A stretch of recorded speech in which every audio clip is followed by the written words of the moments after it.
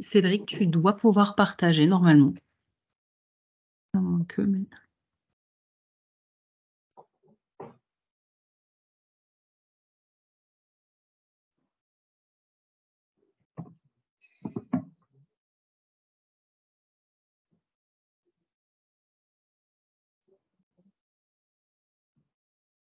Du coup, Cédric, tu peux partager? Ouais, ouais, nickel.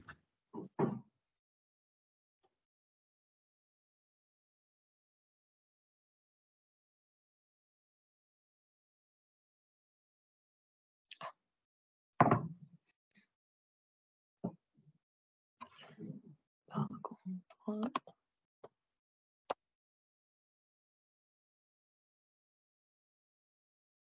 Ton écran est parti. C'est bon.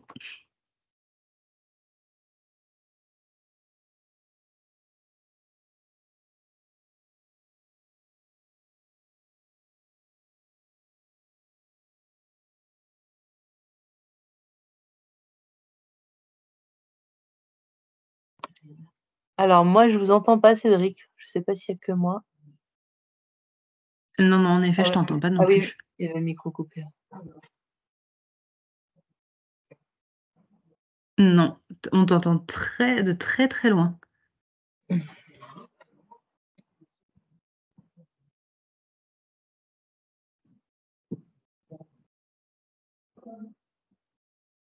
Entendez. Ah, là, c'est bon. C'est bon. Ouais. Ne bouge plus, même si ça n'a rien à voir. Y arriver. Alors, est-ce que vous m'entendez? Ouais, là, c'est bon. Ah, on s'entend tous Ouais. maintenant. Et est-ce que vous avez accès à mon écran? Oui, Ok. aussi. Est-ce que tu peux peut-être, pour le coup, le mettre un poil plus grand, si c'est possible?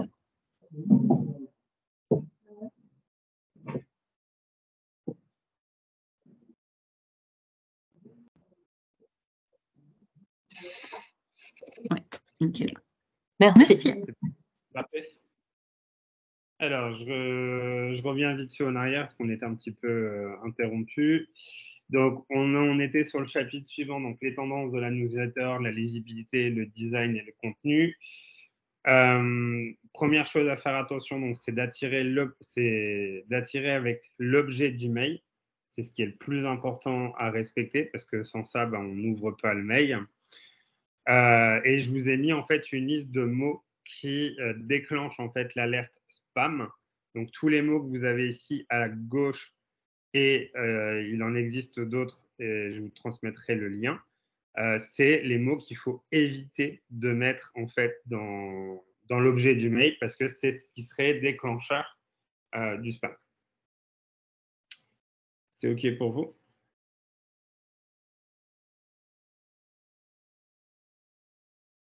Okay. Je ne vous vois pas et je ne vous entends pas. Donc, Ah, pardon, oui, oui, oui. Pardon, ouais, c'est bon. On continue. Donc, du coup, ici, on était sur l'exemple du mail assez simple et assez court. Et je vous disais aussi je vous préconise d'alterner des phrases longues avec des phrases courtes, de manière à casser un peu le rythme des mails. Parce que quand on est sur des mails gros pavés, c'est pas du tout agréable à lire.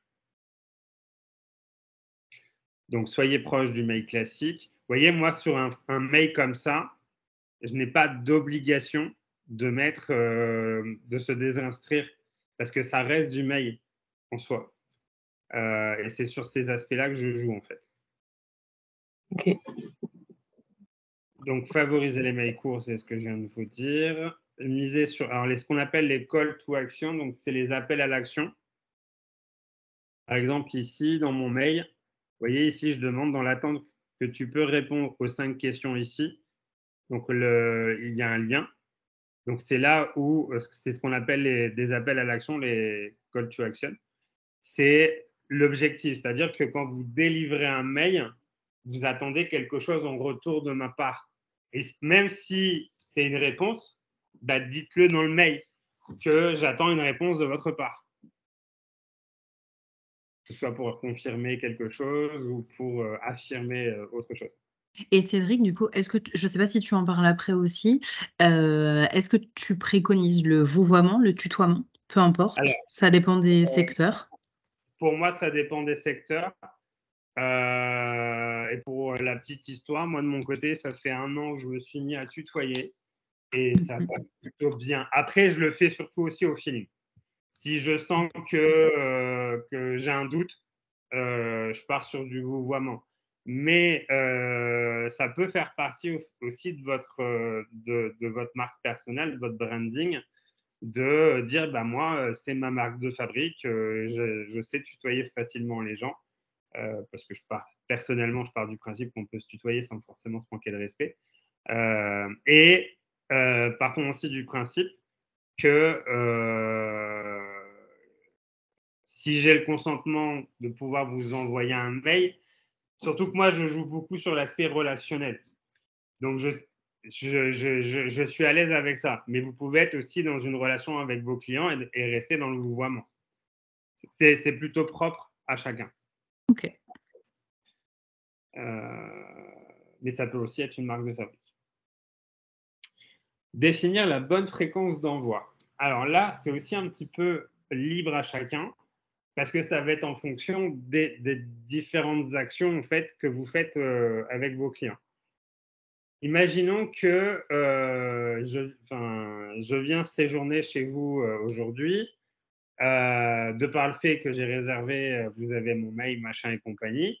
Et je vous ai, dans nos différentes conversations, dit que potentiellement, je pourrais revenir dans le coin, peut-être d'ici 1 an.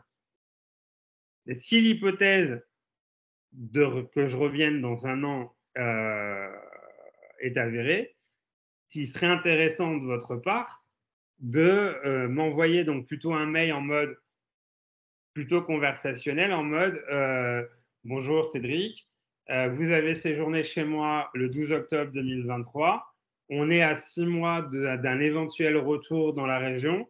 Je vous informe que nous serions ravis de vous recevoir une nouvelle fois dans notre établissement, à votre écoute, pour organiser votre futur séjour. Vous voyez, ça peut être quelque chose dans ce style-là. Vous n'êtes pas obligé d'attendre que c'est moi qui exécute la réservation. Vous pouvez m'envoyer un mail. Je vous ai dit à 6 mois, peut-être refaire un 3 mois avant le séjour, surtout si je ne vous ai toujours pas réservé quoi que ce soit. Mais c'est une manière aussi de tenir la relation avec les clients existants. Il y a des choses qu'on ne fait pas forcément. Je ne sais pas si c'est votre cas pour la ferme. Mais voilà, de temps en temps, envoyer des mails pour prendre des nouvelles de manière tout à fait courtoise, mais pour essayer d'entretenir le lien. Par rapport à ça, moi, ce qui m'interroge, c'est est-ce qu'il y a des données, des connaissances sur en fait, moi, je me demande toujours où est la limite entre les personnes vont se sentir trop sollicitées et elles savent, enfin, voilà, les gens savent très bien que derrière, il y a une idée commerciale, faut dire la réalité. Et donc, à quel moment c'est intéressant et c'est bénéfique et puis c'est productif, et à quel moment ça va faire l'inverse, quoi? Alors, je vais essayer de vous répondre avec cette façon-là. Est-ce qu'aujourd'hui, votre activité a une nécessité à ce qu'on soit en interaction tous les deux une fois par jour? Non, clairement non. Ok. Est-ce que une fois par semaine, c'est quelque chose qui, pareil, vous paraît excessif? Oui, clairement. Oui, nous, ce serait, je sais pas, peut-être tous les 3 mois, je sais pas, ouais. Bah, après, ça peut être intéressant, par rapport au séjour que Cédric, tu donnais comme exemple. Vous, je pense en effet que ça peut être intéressant par rapport aux salons qui se reproduisent en général d'année en année, à peu près, j'imagine, au même moment, peut-être 3 mois avant, parce que les gens, du coup, ça peut leur donner aussi peut-être l'idée de dire, ah ben c'est vrai qu'il y a ce salon-là qui se tient à telle date, on n'habite peut-être pas à côté, on va peut-être prévoir un séjour sur... ça peut déboucher sur pas forcément que de la vente pour vous, pour le coup, je pense. Parce que les gens qui viennent au salon ne sont pas forcément tous du territoire non plus. Et après, peut-être qu'une semaine ou 3-4 jours avant pour reprévenir, quoi, en fait. Pour prévenir que du coup, vous serez stand. Peut-être que d'ailleurs, là, à ce moment-là, vous aurez votre emplacement ou chose comme ça. L'idée de l'emplacement, c'est pas mal aussi parce que ça peut Oui. permettre aux gens de vous trouver beaucoup plus rapidement. C'est le côté un peu pratique, et puis la petite touche en plus, entre guillemets. Mais c'est ça. En fait, alors, pour répondre quand même à la question au niveau de la fréquence, on va dire que s'il n'y a pas une Ouais. saisonnalité qui l'oblige, moi, le mail, on va dire le minimum requis, ce serait peut-être une fois par mois, voire une fois par trimestre, qui n'est pas déconnant quand on n'a pas forcément une très très forte actualité.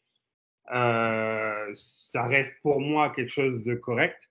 Par contre, où on va gentiment accélérer les choses, c'est effectivement à moins de 3 mois, voire à moins de 3 semaines d'un événement, et que là, vous avez besoin de véhiculer de l'information pour que vous êtes sûr que je puisse venir.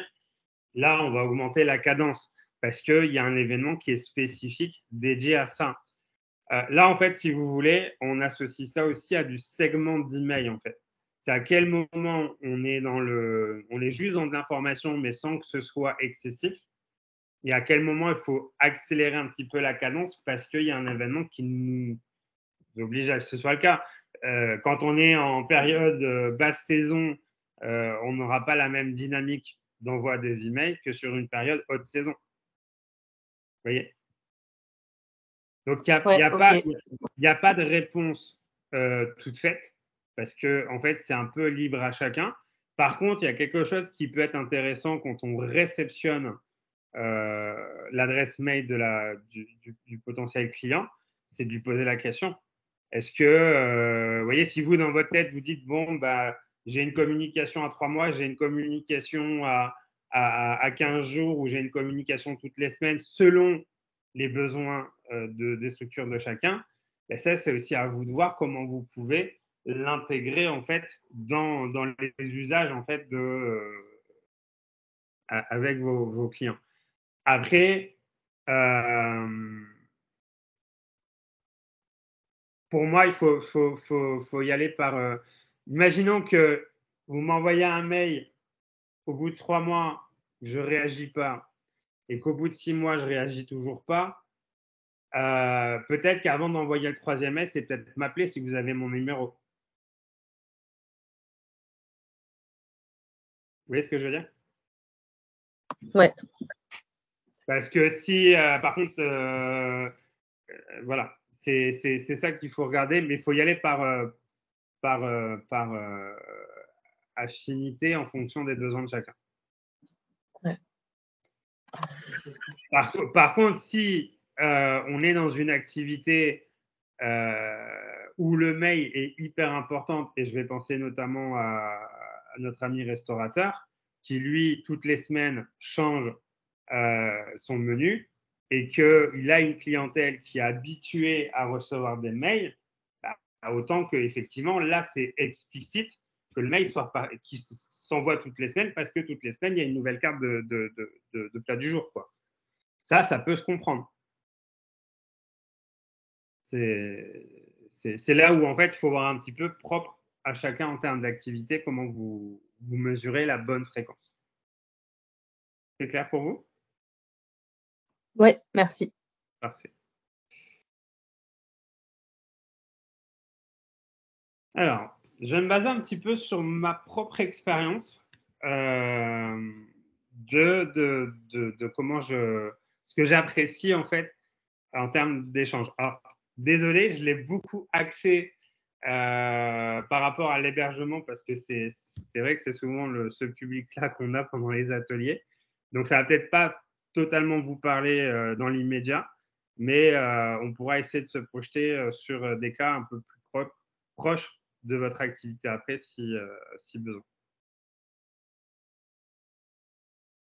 Ce n'empêche que quand on est en interaction comme ça avec un un client qui a fait une réservation, ou a passé une commande, c'est toujours bien d'avoir un message qui suit la confirmation de la réservation ou de la prise de commande. Parce que des fois, alors ok, la machine, elle est capable de tout faire tout seul parce qu'on utilise des outils qui automatisent tout. Mais des fois, c'est quand même intéressant aussi de se dire que, humainement parlant, le commerçant ou l'hébergeur ou le restaurateur a pris les devants de rappeler pour me dire on a bien rappelé téléphonique ou un mail pour me dire oui, la réservation a bien été prise en compte. Et c'est même là qu'on peut commencer à délivrer des messages. Comme là, on me rappelle que il y aura une serviette à disposition et un tapis. Ça me fait penser que le tapis, je ne l'avais pas, après coup. On m'indique en plus qu'il y a des conditions par rapport à cet hébergement-là, que je n'avais pas forcément en information préalable. Mais voilà, ça reste quand même des informations qui sont quand même importantes pour le bon déroulement, là en l'occurrence pour le séjour. Donc ça, là, certes, on est sur du message mailing, mais pour moi, c'est des messages qui sont hyper importants. Et je pense notamment à tous celles et ceux qui font de l'hébergement type gîte ou type chambre d'hôte, des mails qui expliquent le déroulé du séjour ou l'organisation du séjour. C'est des mails qui sont hyper importants à prévoir si ça n'a pas été mis en place. Là, je vous ai pris un autre exemple pour bien penser à faciliter l'expérience utilisateur. Petite anecdote, ça faisait bien 5 ou 6 ans que je n'avais pas fait de réservation Airbnb parce que j'avais eu des précédentes expériences qui étaient plutôt désagréables. Et j'ai dû en refaire une récemment parce que je n'avais pas d'autres alternatives à ce moment-là. Et j'étais très agréablement surpris parce que tout s'est très bien passé sur le séjour. Mais j'étais très agréablement surpris parce qu'en fait, pareil, dès que la réservation a été faite, les personnes qui étaient en charge du logement ont envoyé des messages, ont répondu à mes questions parce que quand je suis arrivé sur le logement, il y avait différentes poubelles à l'extérieur, mais je ne savais pas si c'était les leurs.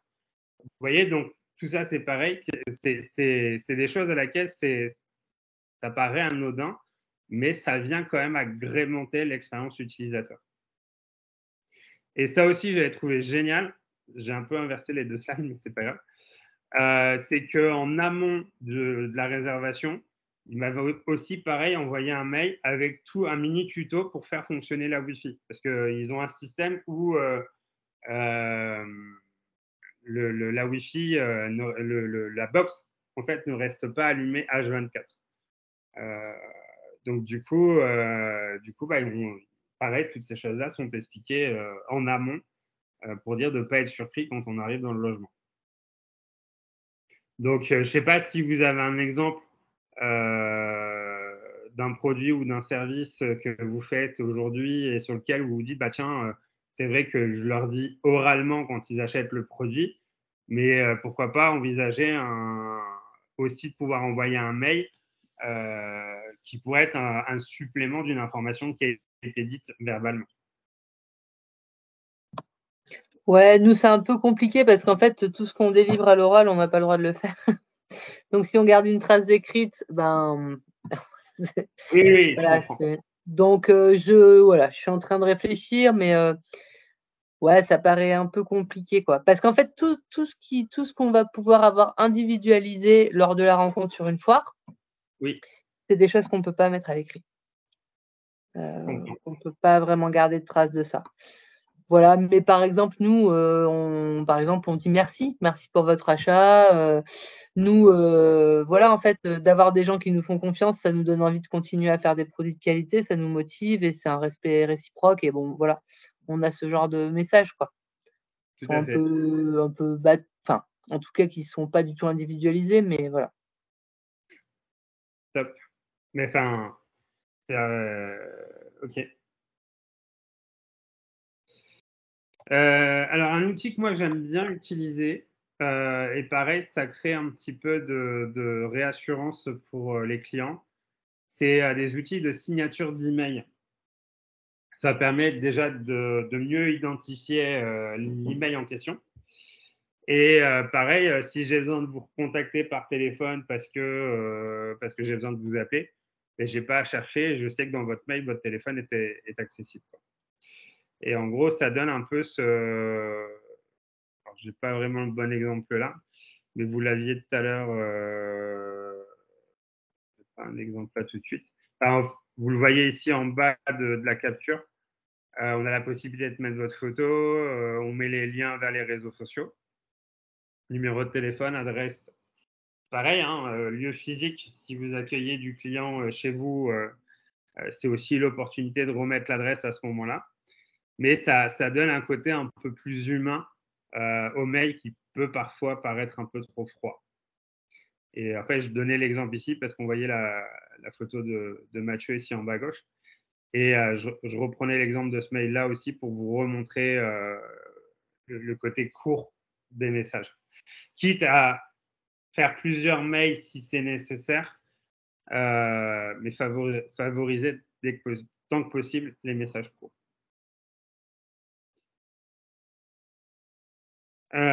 C'est rigolo quand on s'est appelé lundi, Megan, parce que j'ai reçu cette newsletter quasiment dans la foulée. Alors, je ne suis pas fan, même si j'utilise presque le même rose, mais je ne suis pas très fan du rose avec l'orange.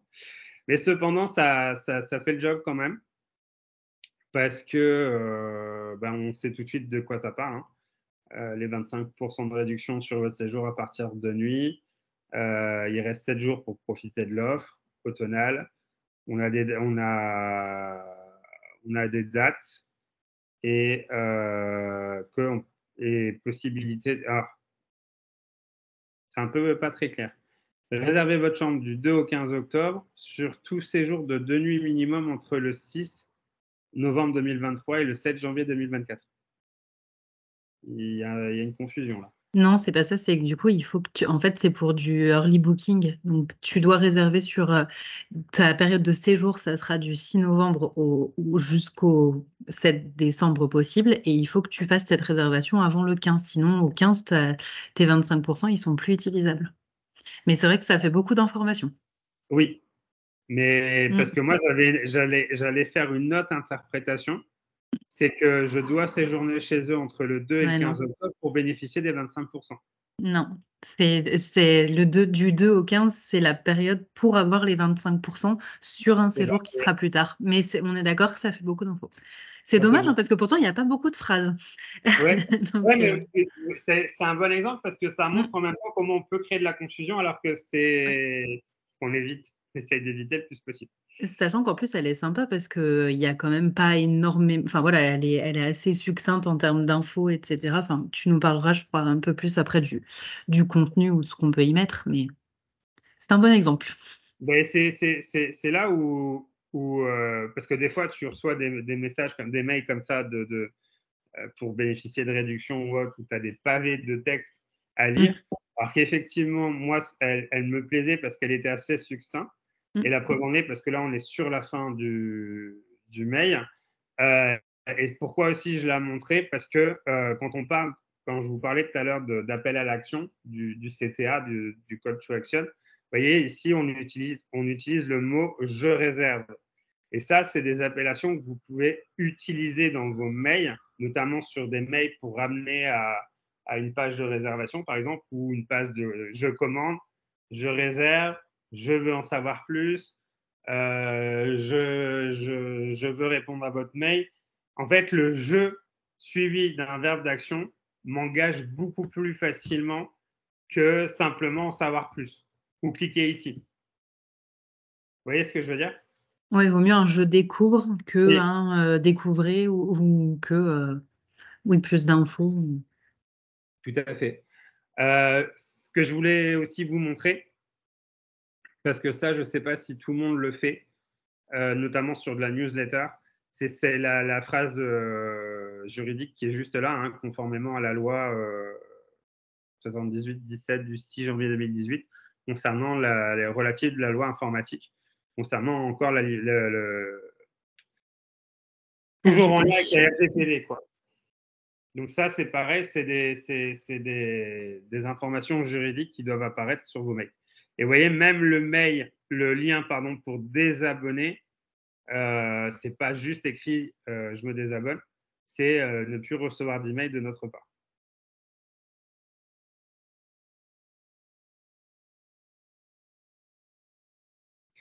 Alors là, je vous donne un autre exemple qui est peut-être pas commun dans les métiers du tourisme, mais qui est plus dans notre jargon à nous, marketing. Parce qu'ici, il y a plusieurs exemples et je pensais un petit peu que ça pouvait être intéressant pour vous. Là, en fait, l'entreprise en question, la première chose qu'ils disent, c'est bienvenue aux 279 nouveaux abonnés. Vous pourriez par exemple dire bienvenue aux 80 nouveaux clients qui nous ont rejoints depuis le début de l'année, ou vous inspirer un petit peu de ça, parce que ça donne en fait un indicateur un petit peu de crédibilité, dans le sens que comme vous recevez des nouveaux abonnés, du coup, ça veut dire qu'il y a de plus en plus de personnes qui s'intéressent à ce que vous faites. Ça, c'était une information qui me semblait intéressante de vous partager. Idem, là, on est sur le haut de la liste. Vous voyez qu'on nous met tout de suite les liens vers Instagram, vers YouTube, quasiment en haut. Pareil, on rappelle bien que vous avez du contenu, vous proposez du contenu sur les réseaux sociaux. Voilà. Et ça, c'était ce que je voulais vous montrer, c'était le côté programme. C'est-à-dire que là, vu que le mail, on sait que c'est, parce que c'est même un cours qu'on reçoit par mail, et du coup, on sait les différentes étapes qu'il y a dans le mail. Donc, si moi, la seule chose qui m'intéresse, c'est de découvrir la pépite de la semaine, je vais directement, je sais que c'est plutôt dans le bas du mail que dans le haut du mail, quoi. Et ça paraît anodin, mais ça peut faire faciliter la lecture du mail en question. Des questions? Non, ça va, merci. Très clair.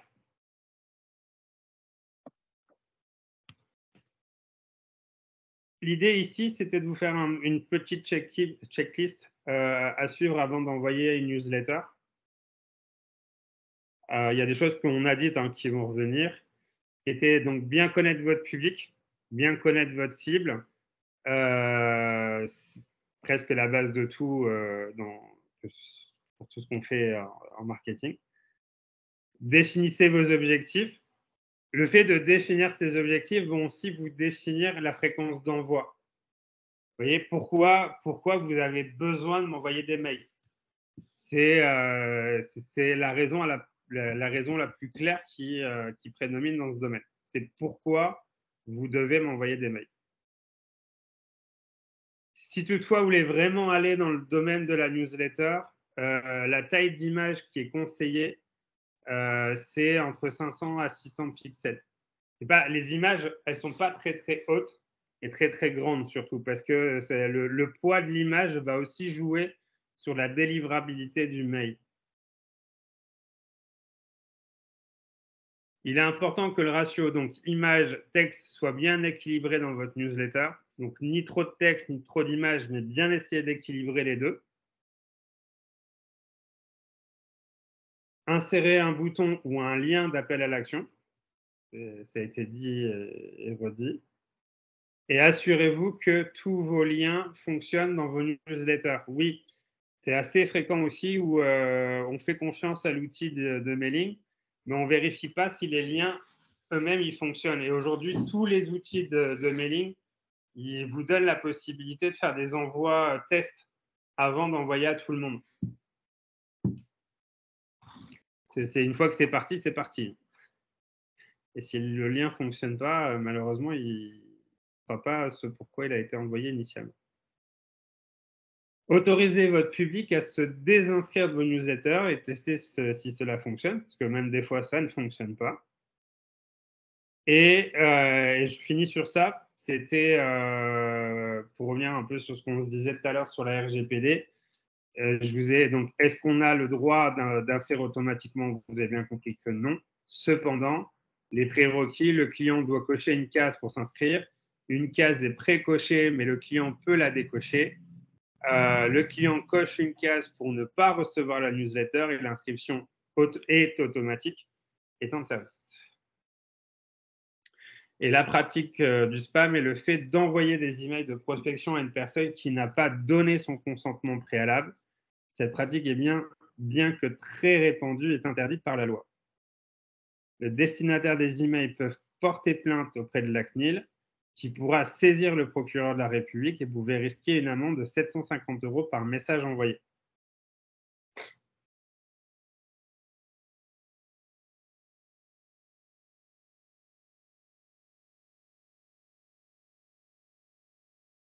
Hop, je reviens avec vous. Est-ce que ça a été clair? Oui, oui, très clair. Est-ce que j'ai répondu aux attentes? Est-ce que tu aurais éventuellement d'autres, ou je sais pas, est-ce que tu peux nous montrer par exemple une newsletter que toi tu envoies, du coup que tu considères comme, non, mince. Non, c'est que j'en fais pas. Ah, t'en fais pas, ah pardon, Ah autant non, pour moi. Oui, oui, oui. je fais pas du tout de newsletter. Non, toi tu fais des petits mails par contre quand tu as des formations, des choses comme ça qui sont, et tu considères pas ça comme une newsletter? Non. OK. Enfin, enfin, pour moi, la newsletter, c'est vraiment le. Bah, attends, parce que j'en ai reçu une tout à l'heure. Il faut juste que je la retrouve.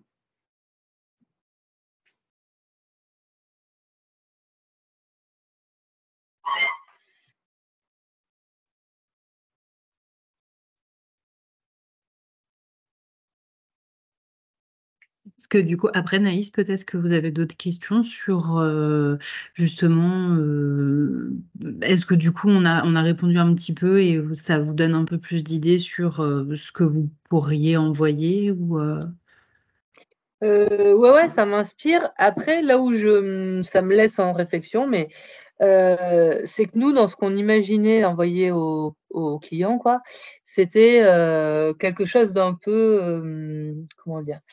Par exemple, si on lit des revues scientifiques et en fait venir apporter de la connaissance ou alors venir, expliquer, précisément avec des images, enfin limite un reportage sur la façon dont on travaille, Mmh. pour venir crédibiliser et vraiment, asseoir le fait que notre façon de produire, elle est ce Très qu'elle est, quoi. particulière, quoi. Ouais. Elle est ce qu'on dit sur les foires et du coup, par rapport à ce que vous dites là, Cédric, et ben, ça veut dire que la newsletter, c'est pas enfin, de ce que j'en comprends, c'est que c'est pas ça, en fait, une newsletter.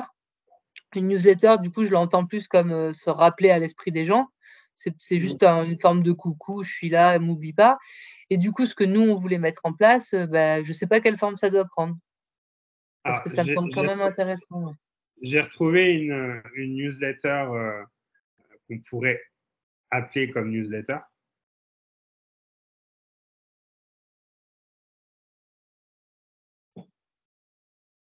Euh, J'essaie de le faire comme ça.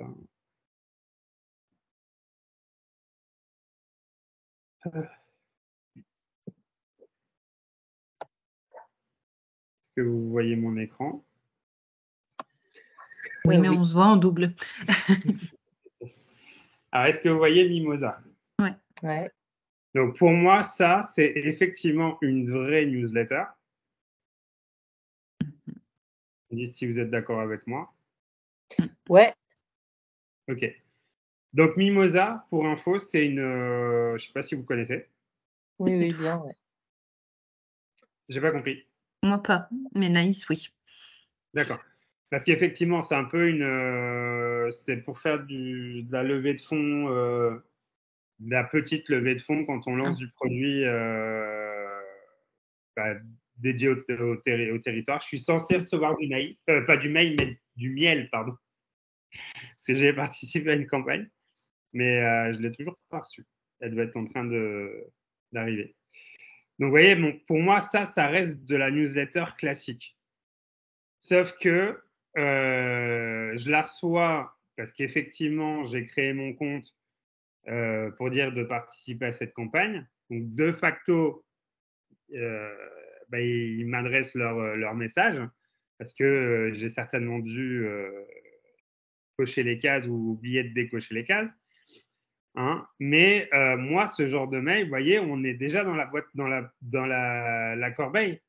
Parce que je l'ai fait une fois parce que entre guillemets, j'ai fait plaisir à la personne qui faisait la campagne de levée de fonds, mais c'est pas pour autant que j'ai envie de continuer à recevoir ce genre de contenu en fait.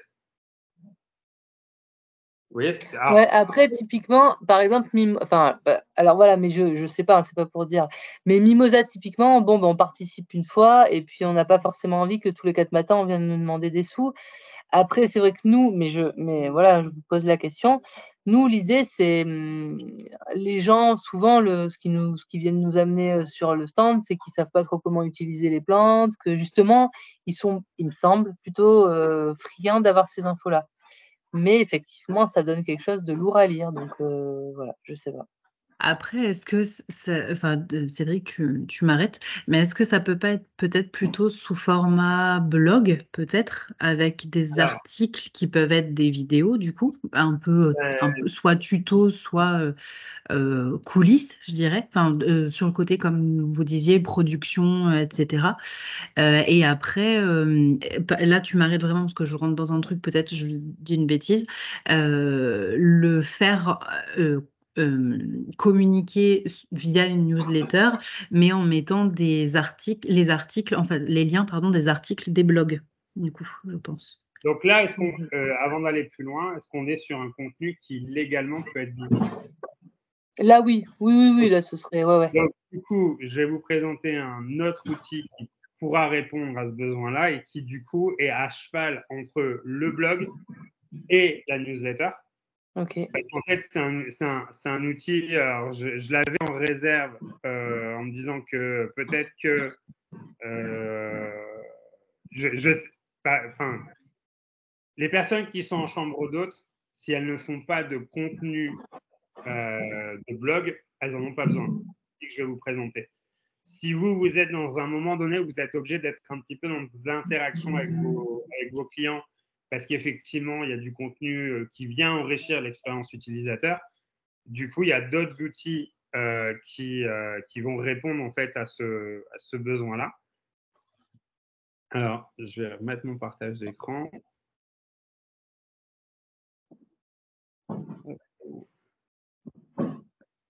Donc, l'outil en question me permet de recevoir le contenu à la fois par mail et à la fois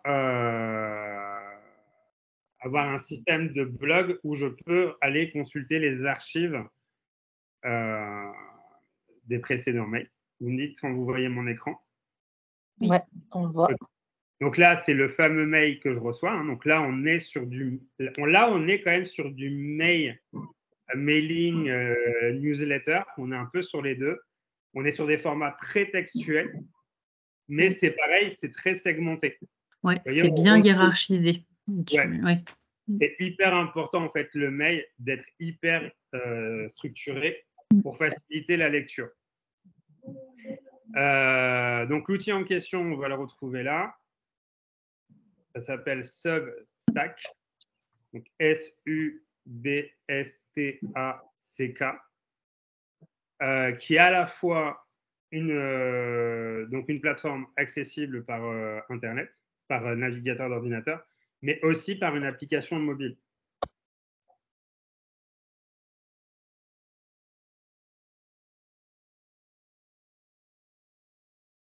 Donc là, on arrive à l'intérieur de l'outil.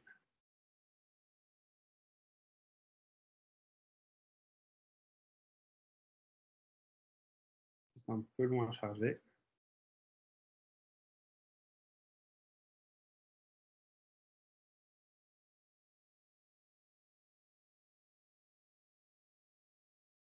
Donc là, j'ai une boîte de réception qui me permet de récupérer tous les contenus des différentes personnes auxquelles je suis abonné à leur newsletter. Donc moi, c'est vrai que je les lis, et personnellement, je ne les lis pas sur la boîte mail, je les lis là, parce que c'est plus simple, mais je sais que je peux les recevoir par mail. Et donc, du coup,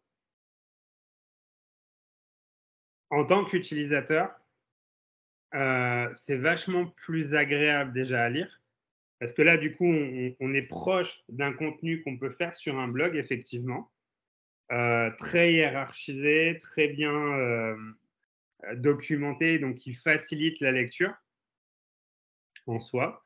Et donc, l'utilisateur, il le reçoit par mail, ou il peut le consulter sur l'application mobile, ou comme là, vous le voyez à l'écran, depuis le navigateur.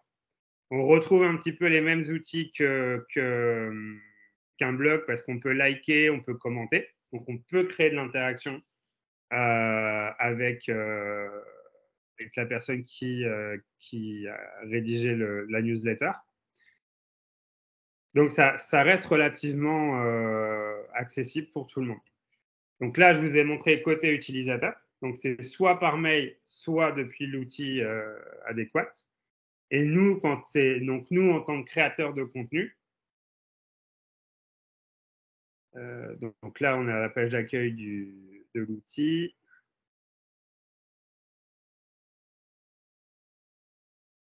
Je ne sais pas si ça aurait été aussi loin chargé. Mais, pardon, il y a quelque chose que je ne comprends pas.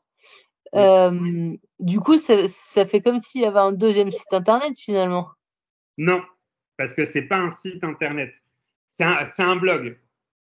Mais c'est une alternative à la newsletter.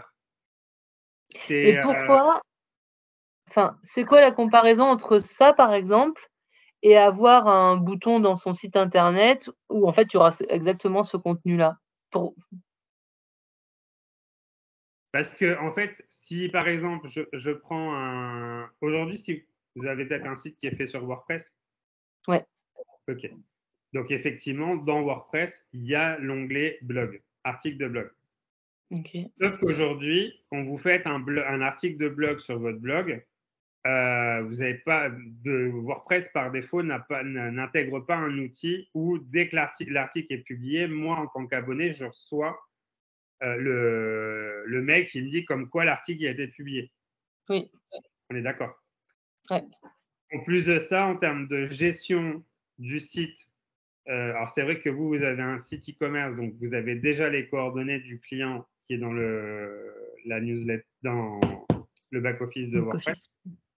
Mais si, vous pouvez le faire avec le blog de WordPress, mais du coup, il vous faut vous trouver une extension dans WordPress qui vous permet en fait que quand vous publiez un article de blog, de facto, les abonnés sont au courant que les articles de blog sont publiés. Ouais. Et il n'y a pas un truc qui fait, enfin pas un truc, mais il n'y a pas quelque chose, par exemple, enfin pas quelque chose, justement, la newsletter pourrait pas être l'objet, comme on disait, par exemple, tous les 3 mois. Et ben la newsletter sert pour faire un récap, on va dire, je dis n'importe quoi. Imaginons que l'essence en herbe, vous écriviez, je sais pas, un article toutes les 3 semaines ou chose comme ça, et que du coup, la newsletter, vous la faites tous les 3 mois. Et tous les 3 mois, elle fait un récap des 4-5 articles qui sont sortis. Sauf que là, pour moi, il y a deux objectifs qui se contredisent. Je m'explique. Alors, techniquement, oui, ce que Mégane propose, ça se fait. La seule contrainte que vous allez avoir, c'est que c'est vous qui allez devoir créer la newsletter pour pousser les articles de blog. Jusque-là, techniquement, ça se fait. Sauf que d'un côté, on a un objectif de newsletter de tous les 3 mois parce qu'on veut pas harceler les gens. Et de l'autre, pour moi, dans mon esprit, s'il y a un blog, c'est qu'il y a un objectif de référencement du contenu pour gagner en visibilité sur un moteur de recherche, pour acquérir de nouveaux clients. Ouais, alors, moi, j'ai pas du tout cette maîtrise-là, hein. Pour moi, c'est juste pour raconter ce que je fais, même si, je trouve que ça serait vachement bien ça, mais C'est pour ça mon où objectif, il est pas celui-là parce que je sais pas faire, en fait. voilà. C'est pour ça où pour moi, ça peut être intéressant. Tout se fait, hein. Après, c'est une question d'aisance, c'est une question de technicité, c'est une question d'objectif. Mais la question qui peut se poser, c'est qu'aujourd'hui, vous avez un site internet qui a vocation à promouvoir votre activité et faciliter la vente de vos produits quand vous utilisez la partie boutique. On est d'accord? Ouais, ouais. Donc, c'est pour ça où, pour moi, est-ce qu'aujourd'hui, à court terme, un blog est nécessaire? Oui, non. S'il n'est pas nécessaire et qu'à ce moment-là, on veut être sur de la cadence, je vais même répondre autrement. Aujourd'hui, vous disposez d'une base de mail de combien de contacts mail? Je sais pas, on doit en avoir 500 peut-être. 500? Ouais. Ok. Non, non, c'est intéressant de le savoir parce que des outils comme Gmail, Je par regarde. exemple, des outils comme Gmail, on peut faire des envois de mails, mais pas plus de 50 personnes. OK. Parce que vous m'auriez dit, j'ai une En cinquantaine. fait, Oui. bah, par ailleurs, nous, ce qu'on utilise, c'est Sunpulse. C'est ça, hein? Attendez. Voilà, Sunpulse, Sunpulse, c'est ça notre, ce qu'on utilise, en fait, pour garder les adresses. Voilà. Et on a ah non! On a 1 500 contacts. Ok. On commence à faire un beau petit. Et avec cet outil-là, vous pouvez envoyer des mails directement aux gens. Voilà, c'est ça. Ouais, ouais, ouais.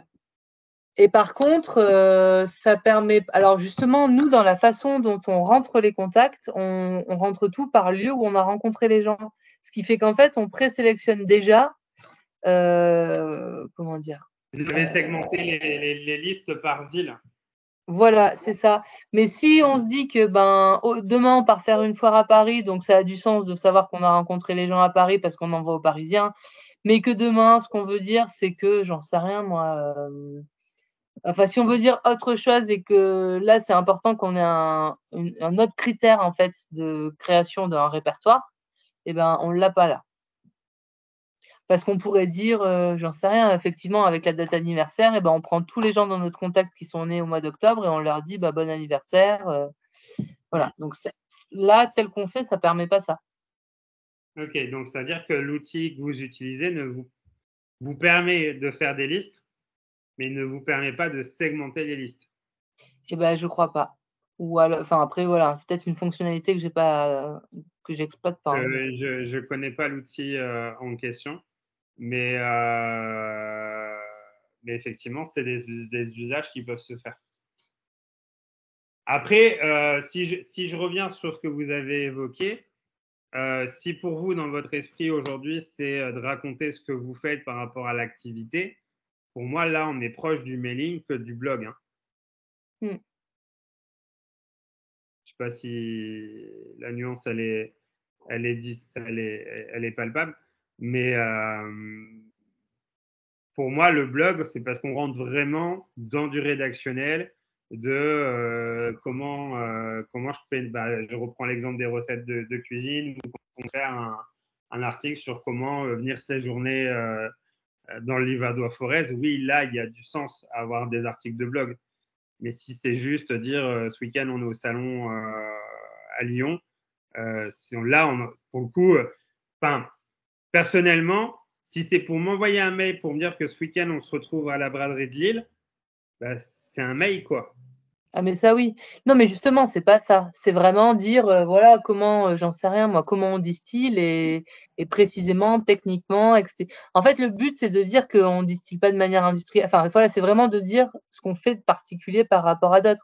Donc si, le but, il est vraiment de décrire et il s'adresse à des personnes, qui vont pas zapper, en fait, qui ont de l'intérêt pour ça. Même si du coup on perd, plein de gens au passage, certainement, ça c'est sûr, mais c'est notre manière de nous positionner, c'est aussi notre manière de nous positionner dans la façon qu'on a de parler aux gens sur une foire. C'est-à-dire qu'en fait, même si on a 5 personnes qui attendent et ben, on va quand même passer un quart d'heure à discuter avec les gens, donc possiblement, ben, on les perd, mais en fait, c'est notre manière d'être aux gens et je pense que ça fait partie de notre Mmh. notre Et du identité, coup, quoi. je me permets juste une question. On est Ouais. d'accord que, enfin, pour moi, dans ce que j'entends, en fait, je réfléchis par rapport au fait que vous ayez segmenté par ville. Ce que je comprends très bien, dans l'optique de justement, comme on disait, renvoyer un mail quelque temps avant en disant: «On sera présent sur telle foire, on s'est déjà vu l'année dernière», enfin, mettre quelque chose comme ça. Mais après, du coup, pour moi, ce que vous cherchez à montrer, un peu le côté, coulisses justement, ou comment vous procédez et cetera, pour moi, du coup, peu importe la ville dans laquelle vous avez Bah, rencontré, voilà, on est d'accord que normalement les 1 500 peuvent être intéressés c'est par, ça.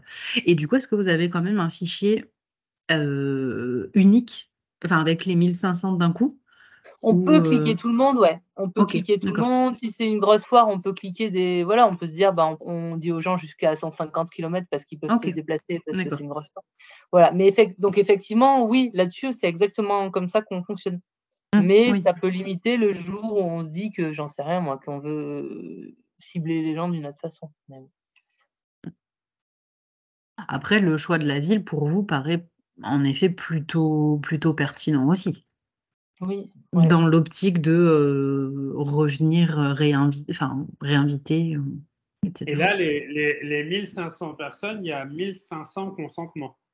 Ah bah, alors oui, par contre le consentement, si on est devant le marché, on dit, on prend votre adresse, on l'écrit devant eux et voilà quoi. Donc c'est c'est parole quoi. Ouais. Donc ça aurait du sens. En fait, ce qu'on se disait, c'est que ça pourrait être aussi de mettre sur le stand, un flash code ou je sais pas quoi et les gens le flashent et en fait, ils vont directement cliquer en ligne quoi. En fait, ça peut être intéressant. Là, on dévie un peu parce qu'on est sur de la strat, mais ça peut être intéressant de l'évoquer. Là, par exemple, vous voyez, on a un cas qui est quand même assez fréquent. C'est-à-dire que quand on a une activité, on amasse du mail parce qu'on croise du monde et à un moment donné, on a un fichier qui est presque exorbitant et qui n'est pas Mmh. forcément évident à traiter. Ouais. Et là, en fait, il y a plusieurs manières de le faire. C'est soit on se dit, OK, les 1500, on leur envoie le mail de manière segmentée quand on passe dans le coin, qui les concerne. Par contre, effectivement, si l'objectif, c'est de se dire, voilà, c'est l'an prochain, on retourne sur ce salon-là. Par contre, ce qu'on veut, c'est que on veut les amener sur un autre outil qui sera beaucoup plus adéquat, qui sera beaucoup plus accessible par rapport à du contenu pour ces gens-là, ben, d'aller sur d'autres outils qui vous permettent de faire plus de segmentation parce qu'à un moment donné, vous en avez besoin, vous l'exprimez vous-même. En fait, c'est trouver l'outil. Alors, l'outil idéal n'existe jamais, mais c'est de trouver l'outil qui vous permet en fait de faire ce degré de segmentation parce qu'à un moment donné, vous allez en avoir besoin. Mmh. Donc là, du coup, on profite de l'événement pour mettre à jour la base de données. Ça, c'est une manière de procéder. Euh,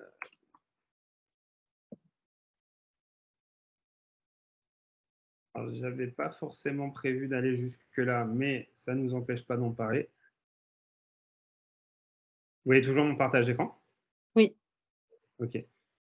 Alors là, je Enfin là, mets on un se voit outil. nous, hein. Ouais, ouais. Là, normalement, vous devez voir Captain Verif. Ouais. Et bien ça, c'est un outil. Alors, je vous le dis direct, c'est payant. Mais quand on a des grosses bases de données et que on a accumulé des adresses mail, on ne sait même pas si elles sont encore à jour ou pas, là, c'est un outil qui vous permet en fait de les nettoyer. C'est-à-dire, lui, il va vous dire, bah, sur les 1500, il va peut-être vous dire qu'il y en a 300 qui sont déjà plus actifs, par exemple, ou qui Mmh. sont considérés comme boîte pleine et qui, du coup, bah, la personne en question consulte même plus cette boîte-là. OK. Ça peut être un plus à utiliser. De temps en temps, quand on a des très très grosses boîtes mail, parce que ça fait des années qu'on ne l'a pas traité, d'utiliser ce genre de choses. Ou peut-être que dans les 1500, il y a des doublons. Parce Oui. qu'il est possible que d'un salon à un autre, vous ayez peut-être croisé les mêmes clients. Oui, après je pense qu'ils nous disent, c'est bon, je vous l'ai déjà donné, mais oui, c'est possible, c'est possible. Ils Donc peuvent avoir oublié. ça peut être un petit plus en tout cas pour vous. d'utiliser ce genre d'outils.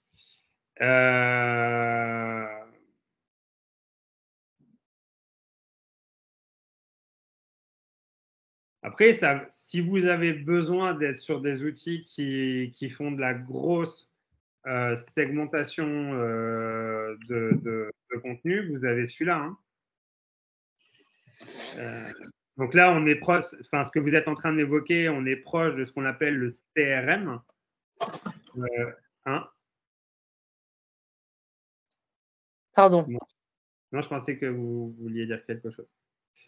Donc là, on est plutôt sur des outils en fait de gestion de données, hein, en fait, en quelque sorte, sur laquelle vous devez justement à un moment donné traiter de la segmentation.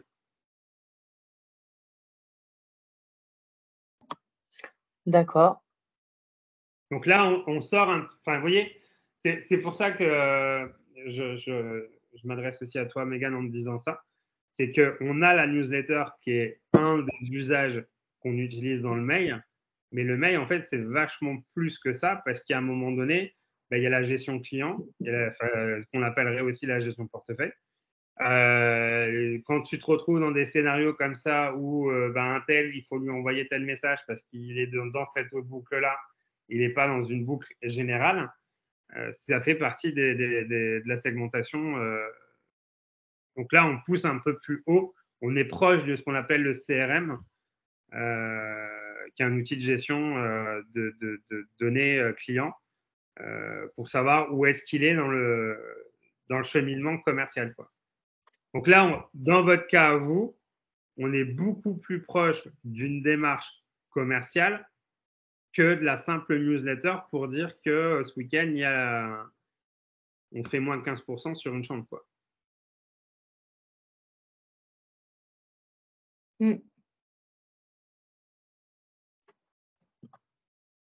Donc, après, c'est à vous de voir au niveau des objectifs, des besoins.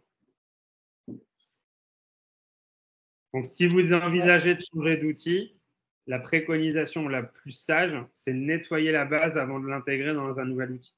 Parce que là, on revient sur la RGPD. Si par exemple, vous êtes tenté par Brevo, en termes d'intégration de base de données, il est hyper strict. C'est un outil français, donc il colle à la loi. Et intégrer une base de données alors qu'on ne sait pas d'où est-ce qu'elle vient, pareil. Je n'avais pas forcément pensé à ça, mais j'y pense maintenant, donc je le dis. N'achetez jamais des bases de données. Ça se vend, ça se loue, hein, des bases de données de contact, notamment dans le cadre des entreprises, parce que des fichiers perso, normalement, c'est illégal. Même si vous passez par des services d'entreprises relativement connus, n'achetez jamais ou louez jamais des bases de données prédéfinies. Parce que 3/4 du temps, ils ne sont jamais à jour. Et ce n'est pas toujours fiable non plus. Oui, puis il y a peut-être pas de. Enfin, c'est pas qu'il n'y a pas de but, mais enfin, après, remarque, tout dépend de ce que tu cherches à faire. Mais je pense, à mon avis, sans trop m'avancer non plus, que la plupart de nos prestataires, voire tous, l'idée, c'est pas non plus de faire des envois 3000 personnes pour leur dire on a ouvert une chambre d'hôte ou on a telle activité. Au contraire, je pense qu'ils gardent beaucoup plus le côté authentique et proche de leurs clients, quoi. Mais tout à fait. Mais notamment, ça avait déjà été plus ou moins évoqué.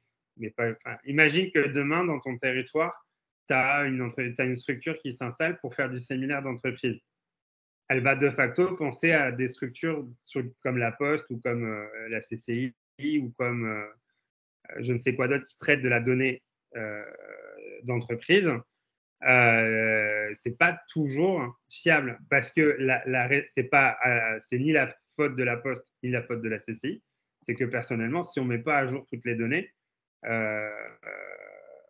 et toutes les données sont pas forcément à jour à l'instant T au moment où vous achetez le fichier. C'est ça que je veux dire. Donc, on peut bien souvent, parce que ça c'est déjà fait aussi, des gens qui le font en achetant des données, des bases de données sur Internet, c'est pareil, il n'y a aucune enfin, les bases de données, en règle générale, ne sont jamais vérifiées, quoi. On ne sait jamais si elles sont fiables à 100%. C'était ça, surtout, le message. Il vaut mieux partir d'un instant et de le mettre à jour que de sur... Oui. Pardon, en fait, je reviens un peu en arrière, mais en fait, je n'ai pas compris ce que vous vouliez dire quand vous dites que nous, notre objectif, c'est de développer la commercialisation. Donc ça, oui, c'est juste, c'est ça, notre objectif. Mais j'ai pas compris ce en quoi vous dites du coup, enfin, j'ai cru comprendre que donc la newsletter est pas tout à fait adaptée? Est-ce que c'est ça que vous avez dit? Non, la newsletter est adaptée, mais ce n'est pas le seul usage. Avec l'adresse mail de votre client, il n'y a pas que la newsletter en termes d'usage. Oui, d'accord. Vous voyez ce que je veux dire? Ouais, d'accord. Je veux être sûr d'être clair. Bah, par exemple, ouais. Je vais prendre un exemple. Je vais prendre l'exemple entre le Puy de la Com et la MDT. Bon, entre le Puy de la Com et la MDT, 90%, voire 100% de nos échanges, c'est purement du mail. Je ne reçois pas la newsletter de la MDT comme la MDT ne reçoit pas la newsletter du Puy de la Com. Encore une fois, parce que par défaut, je ne fais pas de newsletter. Par contre, effectivement, je fais des envois de mails pour informer, par exemple, quand je fais une formation dans le cadre de mon activité et non pas dans le cadre de notre partenariat avec la MDT, je peux envoyer un mail à Mégane en disant, bah voilà, telle date, je fais un événement, et ça reste un mail où j'informe Mégane que à telle date, je fais un événement. Pour moi, ça reste du mail. Je ne pousse pas, je l'ai fait dans le passé, c'est vrai, mais je ne pousse pas aujourd'hui des articles de blog, je ne pousse pas des posts que je fais sur les réseaux sociaux par le biais du mail, en fait. Je l'ai fait, je l'ai testé, ça n'a pas forcément porté ses fruits dans son usage, et du coup, enfin, voilà, c'est des choses auxquelles j'ai arrêté. Mais donc voilà, mais je veux dire, initialement, si je prends l'exemple de la MDT, elle communique avec vous par mail, mais elle communique aussi avec vous par le biais de newsletter, par exemple. Parce qu'elle a des informations un peu plus génériques. Enfin, quand je dis générique, en dehors du cadre des ateliers qu'on fait ensemble, il y a d'autres informations qui vous êtes adressées. Et donc, du coup, ils utilisent différents supports, dont la newsletter. Voilà. Donc, d'après ce que j'ai compris, vous, dans votre démarche, on est proche de ça. C'est que vous pouvez avoir une newsletter qui va être généraliste par rapport à de l'information qui va être adressée aux 1500 personnes. Mais quand vous êtes sur de la conversation à une centaine de personnes parce que ça les concerne que eux, bah là, on est sur de l'échange classique. Ouais, d'accord. Et après, bah, c'est s'il y a besoin de segmenter, parce que peut-être que sur les 100 personnes qui ont participé à la foire de ce week-end, tout le monde n'a pas forcément envie de recevoir le même contenu derrière. Vous voyez ce que je veux dire? Oui. C'est là où on rentre sur c'est ce qu'on appelle de la segmentation, en fait. Ouais. Je ne sais pas si tu as des exemples. Enfin, ça te parle aussi, Mégane? Oui. Après, des exemples, pas spécifiquement. Non, je vois pas forcément.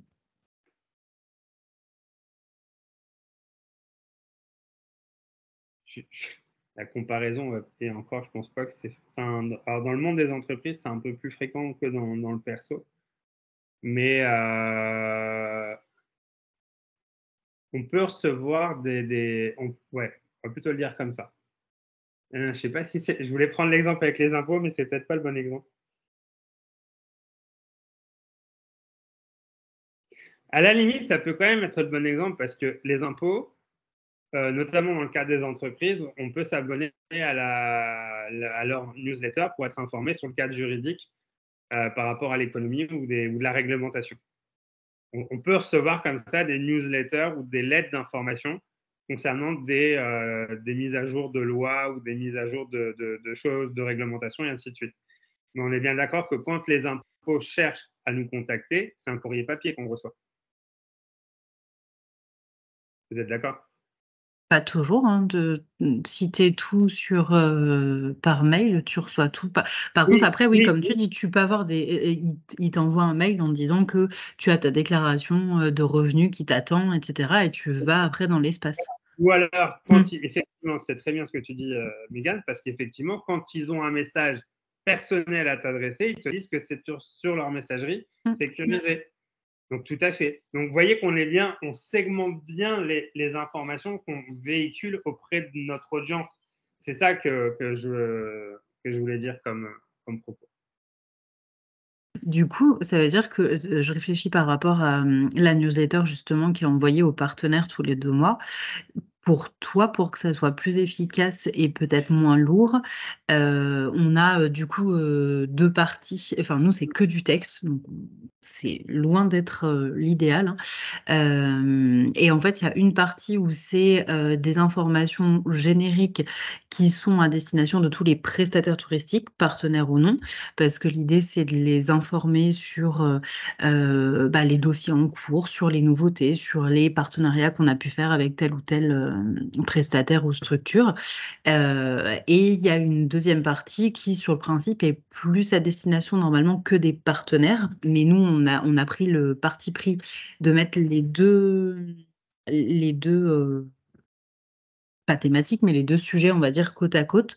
Comme ça, les non-partenaires peuvent quand même avoir l'information de ce qui est dit aux partenaires. Parce que l'idée derrière, c'était de comment dire?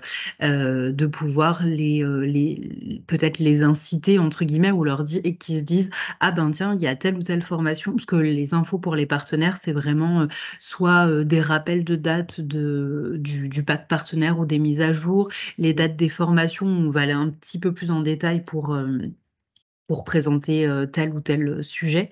Et du coup, on a voilà, nous, on a décidé de mettre les 2. En fait, ça pourrait être presque 2 newsletters, différentes.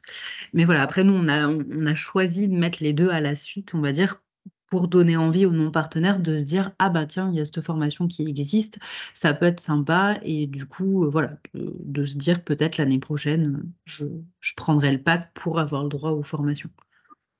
Et tu vois, moi, il y a un truc, il y a une stratégie que vous pourriez tester, c'est de le faire sur 2 jours. Je prends un exemple.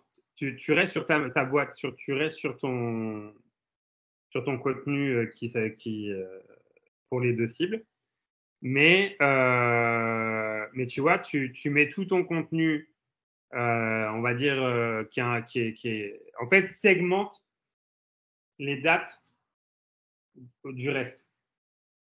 OK. Pour voir déjà s'il y a un peu plus de réaction par rapport aux dates. OK. Tu vois, pareil, c'est pourquoi je te dis ça, parce que là, comme là tu les informes concernant les formations, mais s'ils veulent s'inscrire, ils cliquent sur un lien pour s'inscrire ou ils doivent te répondre par mail qu'ils s'inscrivent. Ils doivent répondre par mail. Eh ben, fais un test de prendre les dates et faire un newsletter que des dates pour voir si tu as un meilleur engagement. OK. Le seul problème, c'est que, ou alors tu peux tester aussi, c'est que tu mets les dates en premier. OK. En fait, c'est que des tests, hein. Mais sinon, c'est de dire bah, le mardi, c'est le contenu général, enfin, pour que tu envoies à tout le monde, mais plutôt général. Et le jeudi, c'est que le contenu qui est dédié aux partenaires, OK. mais qui est aussi envoyé aux autres. OK. Pourquoi En fait, c'est une manière en fait c'est des idées. Après, il y Mmh, aura mmh un mh. autre travail à faire, mais qui va être beaucoup plus long, pas forcément. C'est pourquoi pas tester, et si tu veux, je peux vous filer un outil qui vous permettrait de le faire. C'est pourquoi pas faire un mini sondage de cette fameuse lettre d'information et justement de poser 2-3 questions aux gens pour savoir si bah, il vaut mieux la segmenter. Mmh. Est-ce qu'il vaut mieux la laisser telle quelle parce qu'ils la kiffent telle quelle. Tu vois, essayer de voir en fait comment eux ils interagissent dessus. Parce que je veux pas toujours prendre moi en exemple, donc je vais essayer de le faire plutôt en mode généraliste. Et ça nous est tous déjà arrivé de tomber sur des gens qui disent mais je sais pas, je comprends pas, j'ai pas vu passer l'info. Et mec, tu l'as reçu lundi dans ta boîte mail. Mais parce qu'on survole. Le problème, c'est que sur l'instant T, on survole et c'est pas volontaire, mais on oublie. Oui, et puis là, pour le coup, enfin, comme tu as pu le voir, notre newsletter, elle est vraiment mastoc, quoi, pour le coup. Elle est Oui. vraiment très, très lourde. Et Et peut-être que je peux tester déjà, je pense, peut-être en effet les segmenter et peut-être que les infos que pour les partenaires, finalement, les laisser que pour les partenaires. Comme ça, les partenaires, ils voient comme tu dis avec ton idée de date, etc., ils voient plus spécifiquement, enfin tout de suite ce qui les concerne, on va dire directement, et ce qui va amener peut-être pas un call to action non plus, mais voilà, qui va amener à réfléchir, à regarder son agenda, si telle date. par contre, ça, il y a un truc. Alors, il y a plusieurs choses. Un, tu mets que la date, tu mets pas le jour. Si je prends l'exemple d'aujourd'hui, tu dis atelier newsletter le 12 octobre à 14h30 ou à 14h. Parce que quand on met le lundi, le jeudi, le mercredi, enfin quand on met le jour, psychologiquement, on peut avoir tendance à se dire c'est loin, enfin c'est pas urgent. Alors que quand on met que la date, le 12 octobre, bah, du coup, on va avoir plus tendance à aller vérifier dans son agenda si on est dispo. C'est psycho. Hein. Ok. C'est psycho. Ok. Ça, c'est un premier test que tu peux faire. C'est juste mettre la date sans mettre le jour. Deuxième test, essayer le plus possible d'avoir des appels à l'action où ils confirment les choses. C'est-à-dire qu'ils s'inscrivent à un formulaire, ils font une action en fait. Parce que le fait de faire une action t'engage. Tu es psycho, encore une fois, mais tu es plus engagé quand. Ça ne veut pas forcément dire que les gens vont pas être là. Hein. Bon, ça ne veut pas forcément dire que les gens vont être là.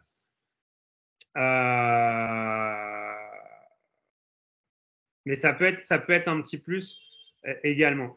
Et j'aurais presque envie de dire, parce que tu m'as dit que c'est envoyé aux professionnels, donc aux adhérents de la MDT, et les autres personnes qui la reçoivent, c'est qui? Non, en fait, c'est ta prestataire et du coup, tu as les prestataires qui vont être partenaires ou adhérents comme tu veux et les prestataires qui vont ne pas l'être. Donc en fait, en soi, ils sont tous concernés par les informations, du moins la première partie, parce que les avancées sur les dossiers, les actions qu'on a pu faire, etc., ça concerne tout le monde, peu importe que tu sois adhérent ou pas à la Maison du Tourisme.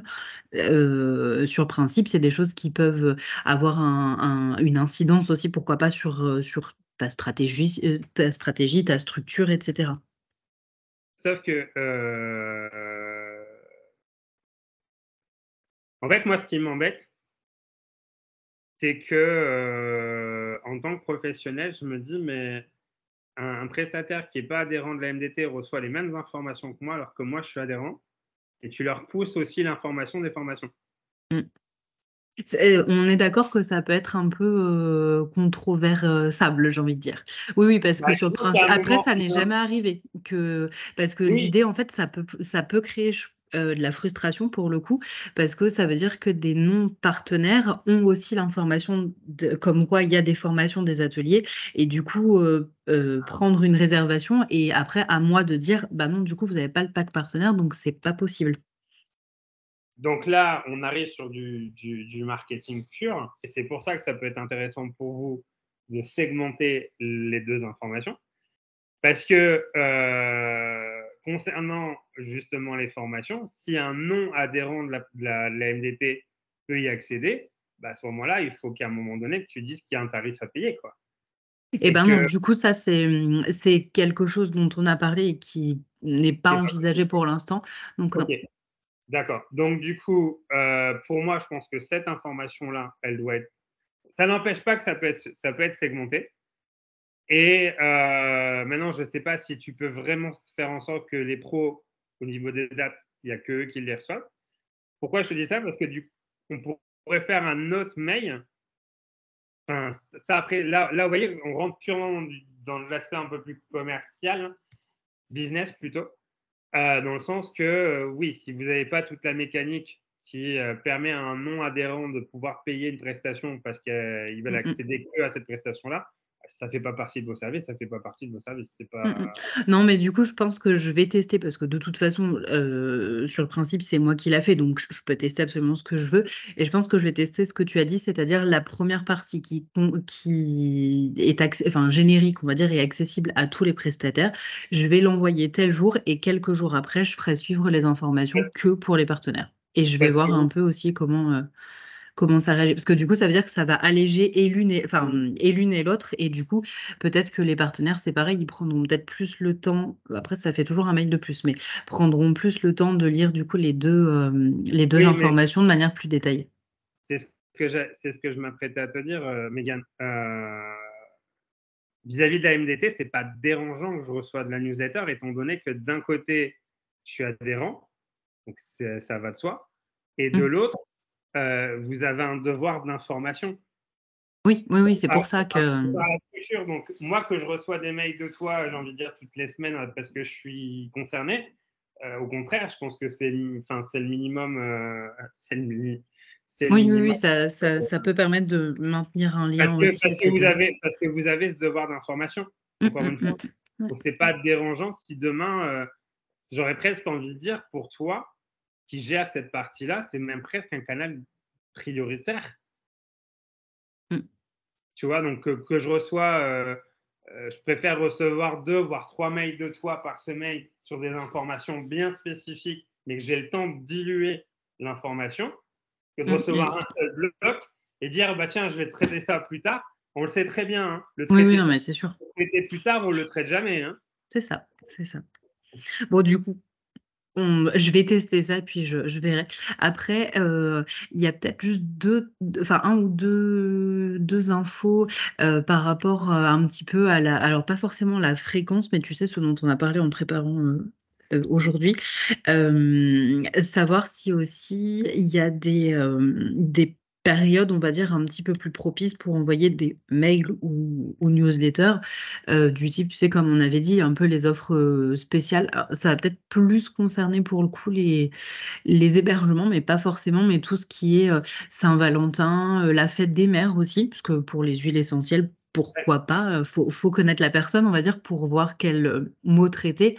Mais les fêtes des mères, des grands-mères, grands-pères, etc., Halloween ou selon l'activité. Mais voilà, je pense qu'il y a des éléments, enfin des moments, on va dire, dans le calendrier qui peuvent être propices aussi Bah, à. il y a une information qui est hyper importante. Alors moi, j'ai toujours ça en souvenir parce que, pour info, j'ai fait des études de photo et j'ai fait un stage chez un photographe publicitaire. Et j'ai toujours ça en tête, alors que ça date quand même de 98, enfin même 96. Euh, pour dire qu'on reçoit les catalogues de Noël dans Là. les boîtes aux lettres en décembre. Hein. Enfin, nous, on en a déjà reçu il y a une semaine et demie, je crois. Hein. Et bah, donc, si tu les as reçus il y a une semaine et demie, c'est parce que tout est fait avant l'été. Pour que justement, vous puissiez les recevoir maintenant. Donc là, en gros, là, on commence à voir apparaître du contenu Halloween, parce que c'est la fin du mois. Vous voyez, donc ça, c'est des choses aussi à laquelle ça peut être important de la part de la MDT de relancer et de sensibiliser justement ceux qui sont sur des saisonnalités. Bah, c'est peut-être dire, moi, ma vraie logique, c'est que le contenu automnal, hivernal se prépare pendant la période estivale ou printanière et l'inverse. C'est-à-dire que là, actuellement, on devrait déjà se préoccuper de l'été. En termes de communication, en termes de stratégique et en termes marketing. Hein. Techniquement, quand on est sur de la com, on doit être sur les saisons inversées.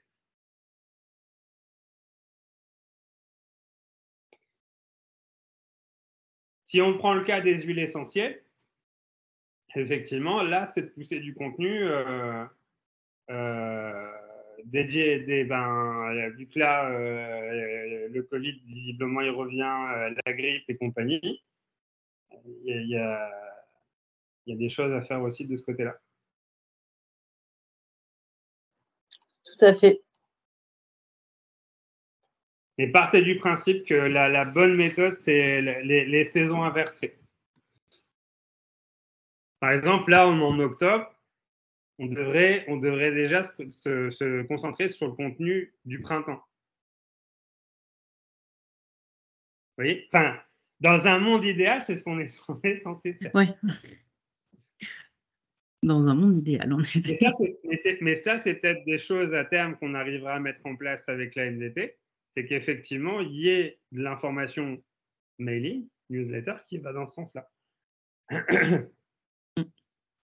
Après, nous, c'est pareil. Il y a plusieurs, on a plusieurs, pas volets, mais pareil, je sais que mes collègues font des newsletters au niveau commercial, mais pour pousser par rapport aux clients. Et là, je pense qu'en effet, ils anticipent.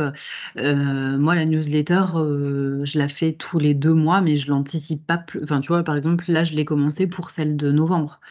Je la commence pas non plus. Il y a certains trucs où par contre c'est récurrent, où je sais que d'une année sur l'autre, je vais pour celle de septembre parler des dates du pack partenaire, des mises à jour, etc.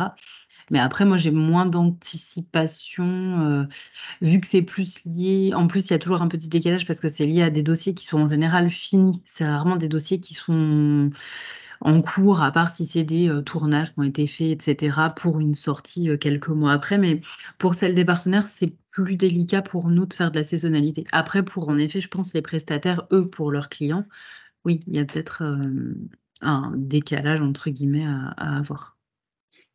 En tout cas, il y a quelque chose à retenir sur la question de fréquence, c'est celle-ci. Du coup, est-ce que c'est tout bon? Pour moi, c'est tout bon. Ok. Et ben, du coup, on va conclure. Merci Naïs, du coup, d'avoir été avec nous. Bah non, merci à vous. Merci beaucoup et bonne journée. À bientôt. Bonne journée. Au revoir. Au revoir. Bonne journée.